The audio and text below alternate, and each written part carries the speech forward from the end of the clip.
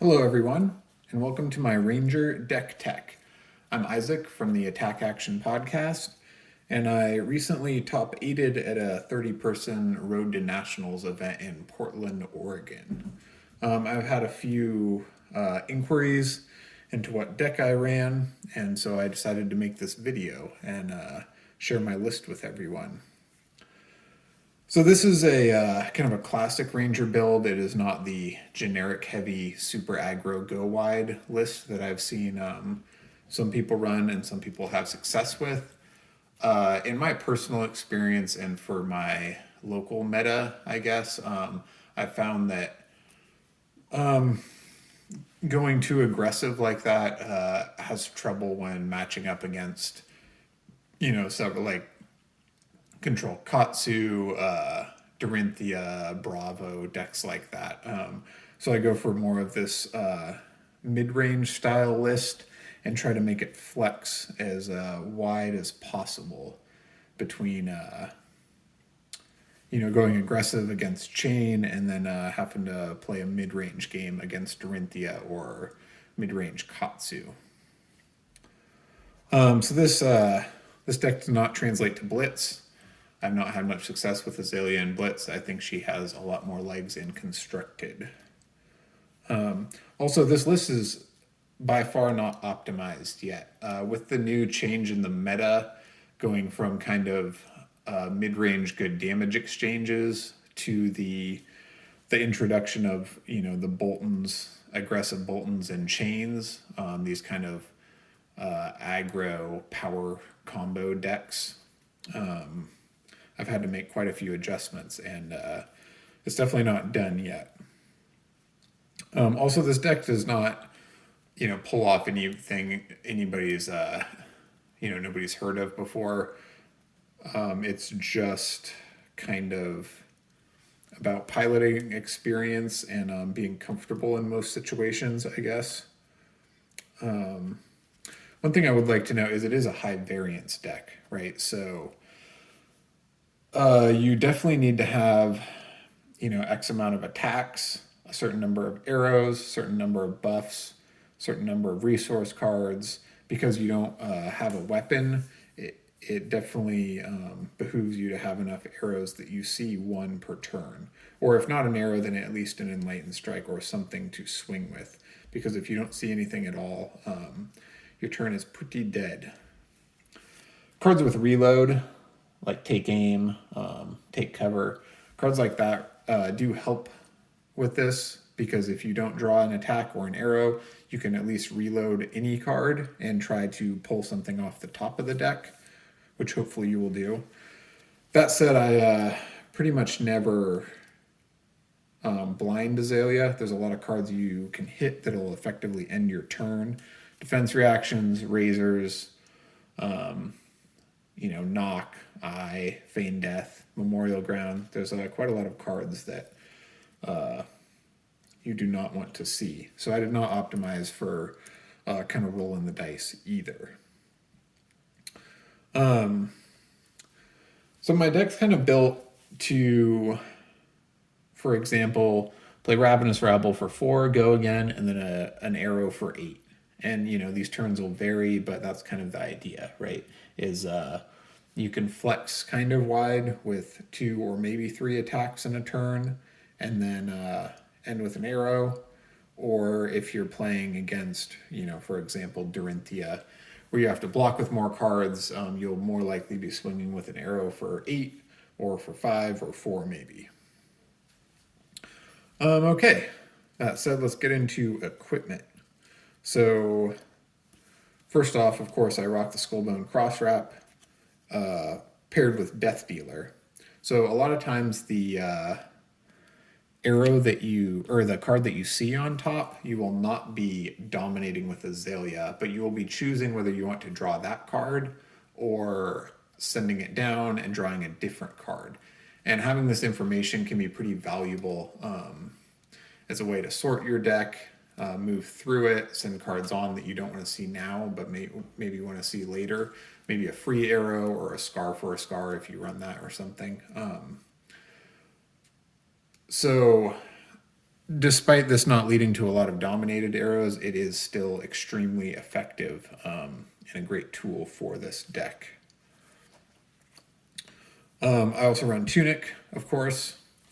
This is a pretty resource poor deck. Most turns you can have a turn with, for example, a free buff, pay for Death Dealer, pay for an arrow for 2. Some turns cost 3 if you're paying for Foresight or Razor Reflex leading up to something like that, or increase the tension. There are a couple unique ways the Tunic shines for Azalea.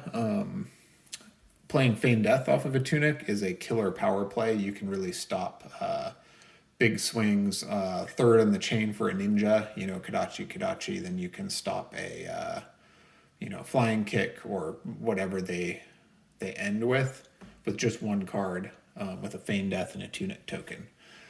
You can also stop the second Dorinthia swing if you let it hit and then they pile it on big for the second swing. That's a very good play.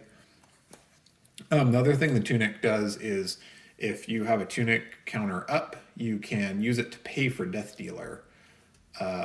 If you are not sure if any card in your hand is exclusively a resource card, you can pay for Death Dealer to draw another card and then play out your turn. So that works really well to have a larger hand going into your turn. And then I also run Snapdragon Scalers and Bullseye Bracers. These cards in tandem can have some pretty powerful turns. You can play Endless Arrow for 7, dominate. If they're going to let it hit, break Snapdragons, load it again, swing it for 5. If they let it hit, then you can Arsenal Endless Arrow. Plays like that are really powerful, but I've found in many games, if you find good uses for these cards separately, you can sometimes get the most value out of them.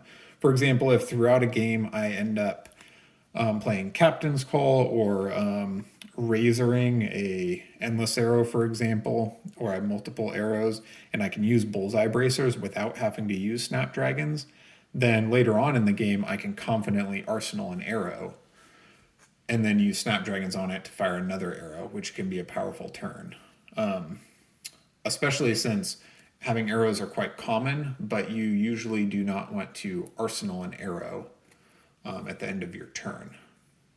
I will say, if I have only an arrow in hand, I will arsenal it because having a card in arsenal is better than not. But giving a choice, I would prefer to arsenal a different type of card for sure.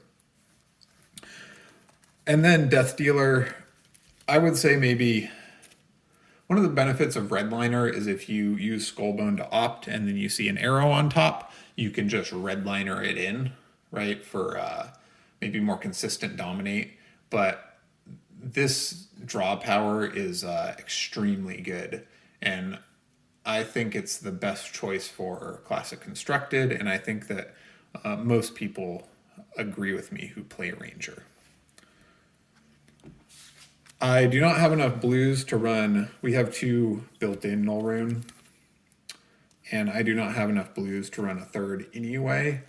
This is, in theory, a bad matchup in Kano. You can often win this matchup, though, against Kano just by, you really got to put on the gas and hope they don't have it, right? Don't let them get potions out or get set up. And when you lead with a Rabble or a Lightning Strike or a Sikkim Shot and still have cards in hand and Null Rune 2, it puts Kano in a pretty tough position because you're just really going to pour on the damage and they don't have all the information yet to decide whether to, try to flip it off the top or block. So just Null Rune 2. If I had unlimited sideboard, I would probably put another Null Rune in. But that seems to work just fine.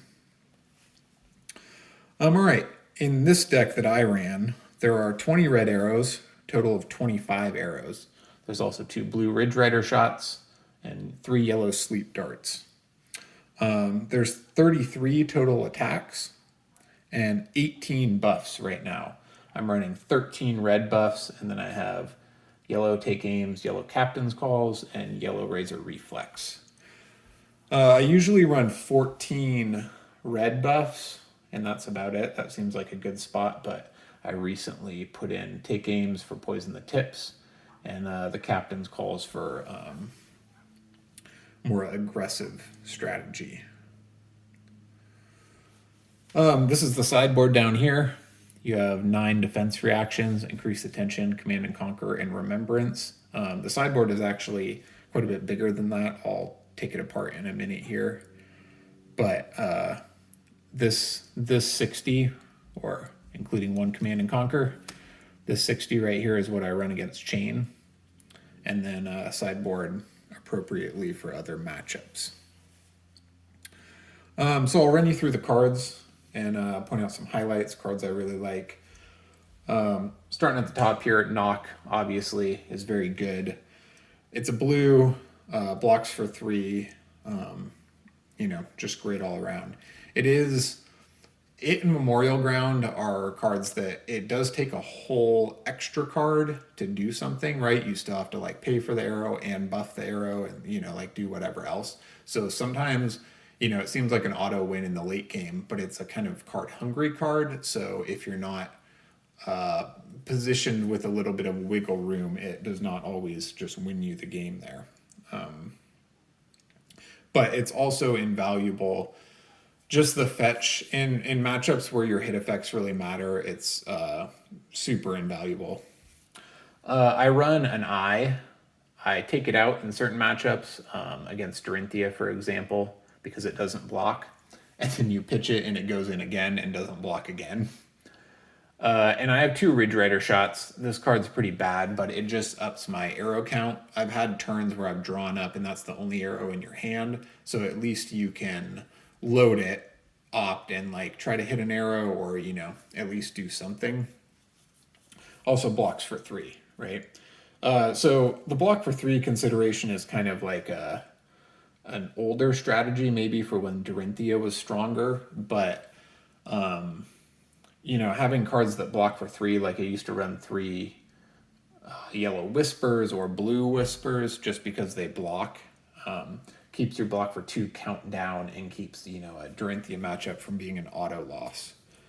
Also, when players play command and conquer against you, that's really tough for your lack of armor and a lot of block for 2s. So just having 2 extra cards in your hand to block it out is really, really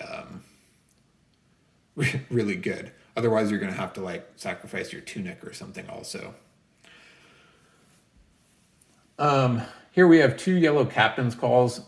I think this card's pretty bad all the way around, but it just makes your deck more versatile, right? Like most of the time you're pitching it, sometimes you use it for +2. None of that's very great. But if you do draw it when you have an arrow in arsenal, and a luxurious amount of cards in your hand, it's another one of those cards that costs a whole card to do something. But it does pay for itself sometimes. And again, in some of these matchups where we're kind of just trading damage, against like Bolton or Chain, for example, that they don't have many hit effects. So the block for 2 is less of a concern.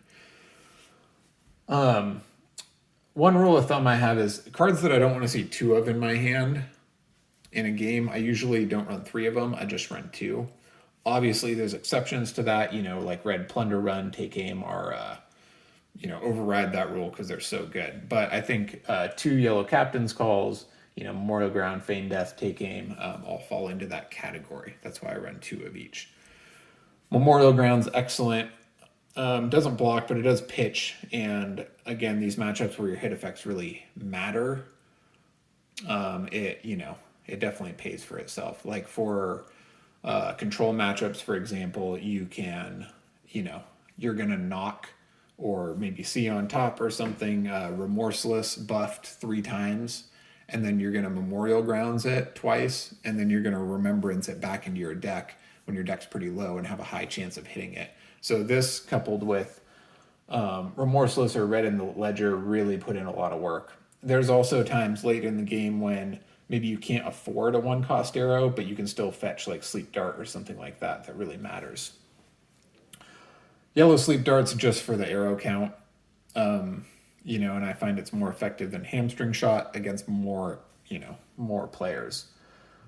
Feign Death I already kind of went over a bit, but that's, can be a dead card in your hand, but it's a real blowout card in certain matchups. Obviously comes out against Bravo.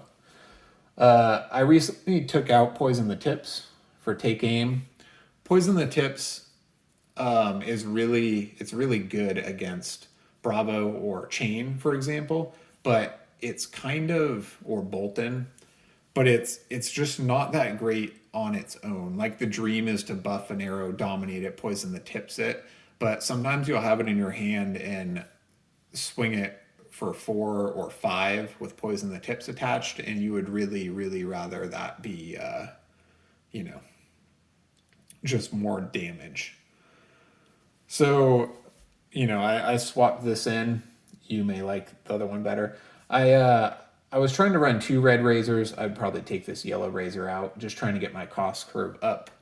And I find razors, I mean, they're really good for the go again if you can pull it off. Some games you won't have 2 arrows and a razor and the resources and the cards to do all that. So I find having just 1 red razor, or maybe 2 if you want, just for the threat of it, or getting that hit effect through late game or killing your opponent late game, can be very powerful. So in those like mid-range longer games, it can be very good, but it doesn't really shine in this deck. These buffs, right? These are all free. Foresight is more expensive, but I think is worth it. It's almost not quite opt 3, but if you flip it up with Skullbone, if you see an arrow on top, you want to leave it, right? Because then you opt 2, put the arrow second, so you draw a card and then dominate the arrow you see. So that's another reason your arrow count is so important, is when you like opt 2 with Eye or Foresight. Hopefully you'll see at least 1 arrow in there, and a buff or a card you want to draw and use that turn, or Arsenal. So I think that this is very worth it. In addition, cards like Plunder Run and Foresight can be reloaded on the turn that you use them.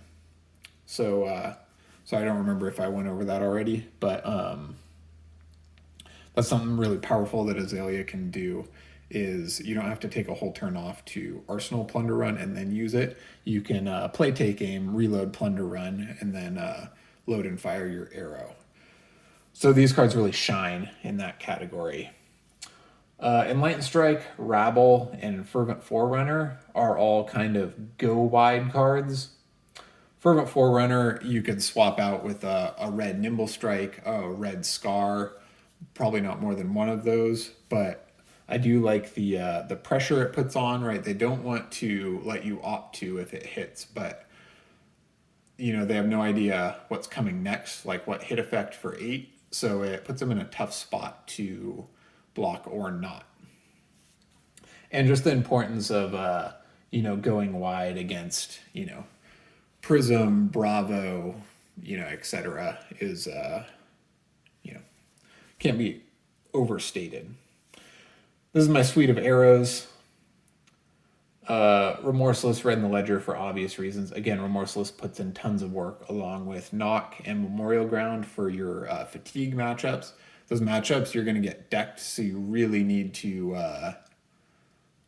play intelligently, right? Like pitch your Remorseless, pitch your Increase the Tension, or use them when the opportunity arises. And then, like I said, Memorial Grounds it, Remembrance it. A lot of times you'll have 8, 10, 12 cards left in deck, and Remembrance it, back 3 of these back in, and then you have a pretty good chance of hitting 1 off the top, which is really good again in the in those tougher matchups like the dash control. Red in the Ledger, enough said. Sleep Dart, Hamstring Shot. Some people run, I think, like reds and yellows of either of these and swap them in and out, which I think is a very good strategy. I just haven't been able to make room in my sideboard for that. But you can certainly do that, because these shine against different types of heroes. Oftentimes they'll have some effect against,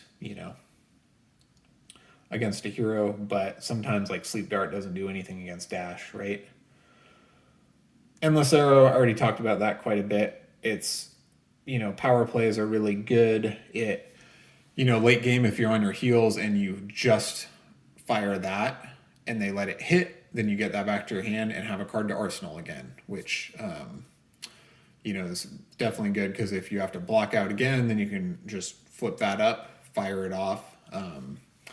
It's also these free arrows pair really well when you're under pressure with, like, for example, you can take aim, a searing shot, and fire it threatening, 8 damage for 2 cards, basically, or a card in arsenal and a card in hand. So, these cards definitely have their role. There is, quite a large downside, like searing shot in your, chain matchups or maybe Bravo matchups where you're trying really hard to control the game at all times. Searing shot, really fails there because they don't really care about the extra damage. I would recommend, and thought I would, but at the last minute I decided not to, is put in 3 red Ridge Rider shots for searing shot. Because I find Ridge Rider shot is tough because you're fishing for an arrow. If you don't see it, at least you swing damage. But in my experience, you also are unsure if you need to plan your next turn to be able to afford another resource if you do see an arrow. And then if you don't, maybe you have taken damage or, anyway, it just is like a little bit clunky and the odds of seeing an arrow are pretty low maybe. But the argument could definitely be made like Chain, for example, doesn't care about damage. Bolton doesn't care about damage. So just cycling your deck faster and maybe seeing an arrow may be well worth it. I just went with searing shot because it's kind of my tried and true mid-range arrow. Probably incorrect. Endless arrow, in addition to the things we talked about, the hit effect is really versatile, right? Like if you open with an endless arrow for 7 and have cards in hand, and then they let it hit and you snapdragons it, it can also be the extra resource you need to pay for the rest of your turn, or especially it can be the extra card you need for Enlightened Strike. Enlightened Strike in this deck is like actually not ideal because a whole card to pay for something is quite expensive, but just the upsides of that card are too good, right? I mean, it blocks, it swings really well with 2 cards, go again. Sometimes I'll swing it for 5 draw cards, so I'll have something to arsenal. So the upsides are really good. But this going back to your hand, even if it's not only to play it again, can be very powerful. I run 2 Sikkim shots because, again, it's like pretty underwhelming, but it's one of these cards that you would like to arsenal, right? Like Foresight, Plunder Run, Sikkim Shot are all cards that are better out of arsenal. And then there's cards, there's plenty more that you would like Captain's Call, Nimblism, any of those cards you can arsenal. And I would advise on any turn where you don't need to like really put on the gas, right? Like you're not saving yourself from, them crippling, crushing you, or you're not, you don't need to get that hit effect through or whatever, it's already through. Then I would recommend, save your take aim, arsenal it, right? If your arrow for 8 dominate is definitely hitting, then you don't need to pump it to 11, right? You can save that for next turn because they really pay dividends out of arsenal. The versatility of like certain cards like Take Aim or Plunder Run are really good. All right, let's talk about my sideboard a little bit. Basically, I have 9 defense reactions here. Again, the Take Cover Reload is just really good. If you arsenal Take Cover, like I said, you drop, you see a Plunder Run, you can block with Take Cover, arsenal Plunder Run, or reload Plunder Run. For example, that ability I've just found really, really good. I have the yellows because it also pitches and it kind of does the same thing. It's just another defense react against Dorinthia or Katsu. The only downside of this card is it's pretty weak against Command and Conquer. Then you have another defense reaction in your deck and that's unable to block that. But I think it's well worth it. The Fates are pretty weak. Sinks could be better maybe even, but I like the Opt. And again, the Bravo Dorinthia style games that may go really long and you like really need to draw a defense reaction. That's why I have them in there. And I talk about this in the podcast a little bit, but one big weakness Azalea has is if you draw a defense reaction and then prioritize arsenaling it, you don't get to keep it there until their power play, right? You need to free it up for their, on their turn, or you don't need to, but you should use it to block because otherwise you have to cycle it out with Azalea in order to do anything. So having a little bit, maybe too many, I have 9 and 2 Feign Deaths, can be good because that just means more turns where you end your turn, like against Bravo with a defense react in Arsenal. Then even if they just swing the hammer, you block 4 of it and, go about your day. That's why these are so good, because then you can still have a card in Arsenal at the beginning of your turn, when you block with Fate and then start your turn without one. That's kind of a bummer, but, what are you going to do? The increase the tensions go in against dash control. They go in against Katsu in case it's Katsu control. They go in against Prism in case it's Aura Prism. This card, it's kind of expensive, but paired with Remorseless, it's the dream. Paired with anything, because they want to defend with defense reactions, right? So it makes it more awkward for them at the very least. Also, as the game winds down, they don't know if you've saved your cards and played correctly. They don't know if you're going to come at them with Remorseless or increase the tension or both. So sometimes they may be a little uneasy whether to arsenal that defense reaction or keep it in hand. I won a Bravo game in the latest Road to Nats by, hitting him with Remorseless just for 5 dominate, but after I'd stripped all his armor and everything. The Command and Conquerors are in here.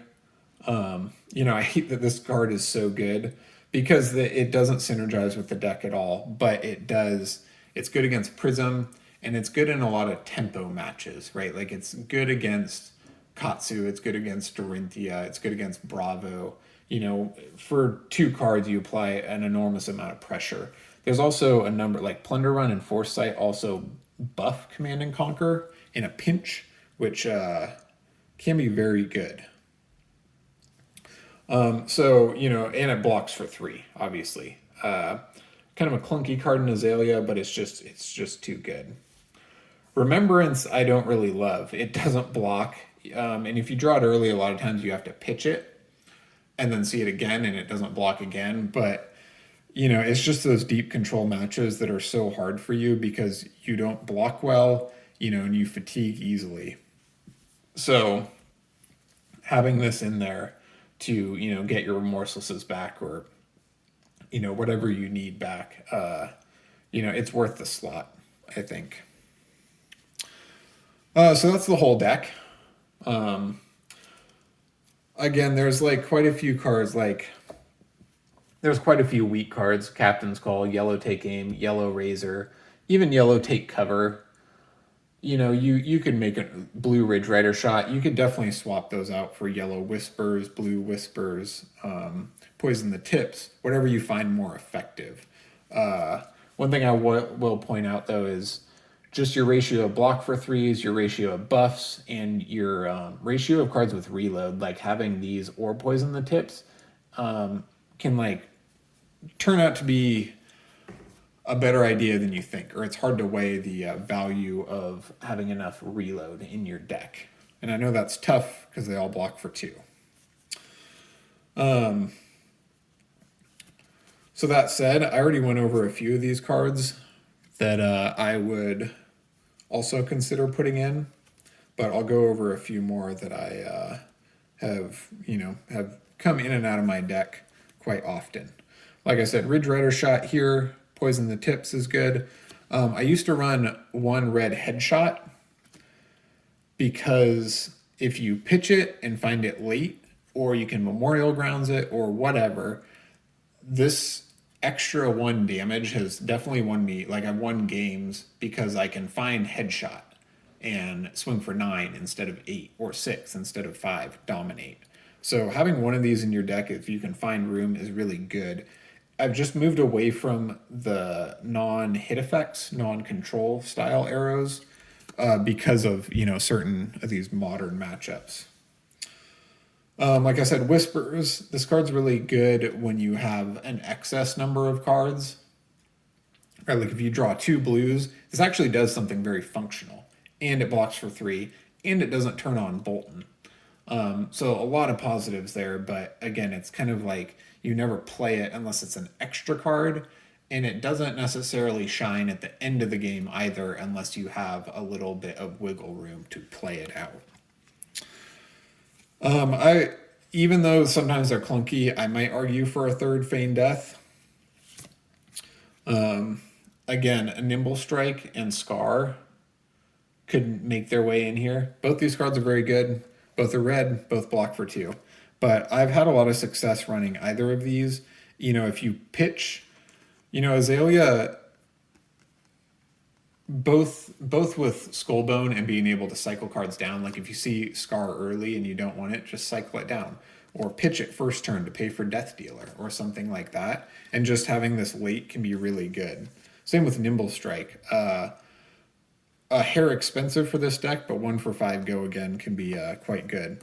Also, if you draw it in a hand with Nimbleism, you can play it that turn.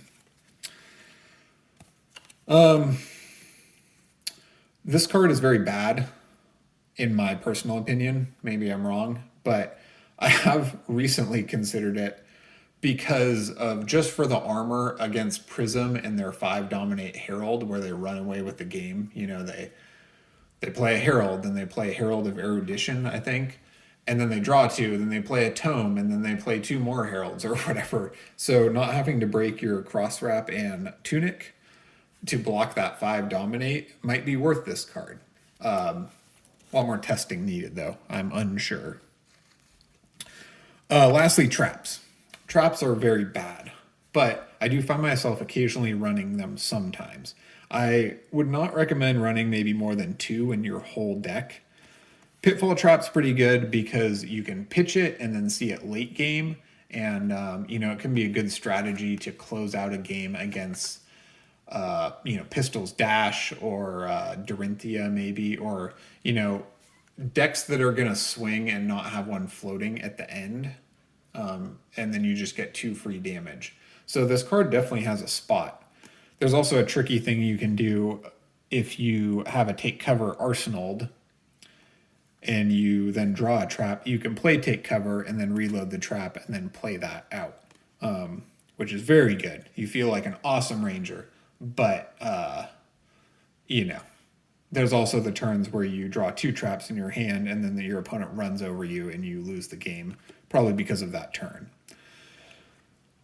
And again, also the inability to save these cards in Arsenal for the opportune time means like you get a Tripwire Trap, maybe you take damage to Arsenal it, and then next turn Bravo just swings a club at you and you use it on the club, or the hammer. So, and Tripwire Trap is like, can be fairly detrimental, right? Like Dorinthia might not be able to afford the second swing or the pump on the second swing.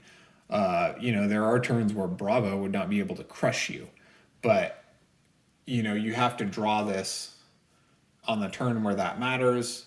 And then, if you're running 3 of them, you could draw 2 in a hand and you could be in a tight spot. So, experiment. These cards are quite good, I guess they're not quite good, but they're potentially quite good. It's just the downside of being caught with more no blocks in your hand is pretty lame. So right now I'm not running any. Usually I have a Pitfall Trap and a Tripwire in my sideboard. I'm just trying to learn about the new meta. So here I'm going to take out some of these cards that would be considered sideboard cards to see the core of the deck here. And I'm just doing this off the top of my head. I'm unsure if this is exactly accurate, but again, there's like plenty of matchups where you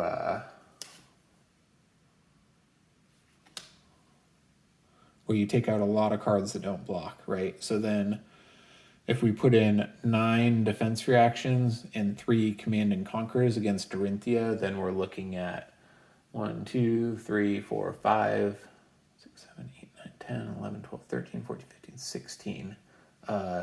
19 cards that block for 2, which may be a little high still. Maybe this comes out also.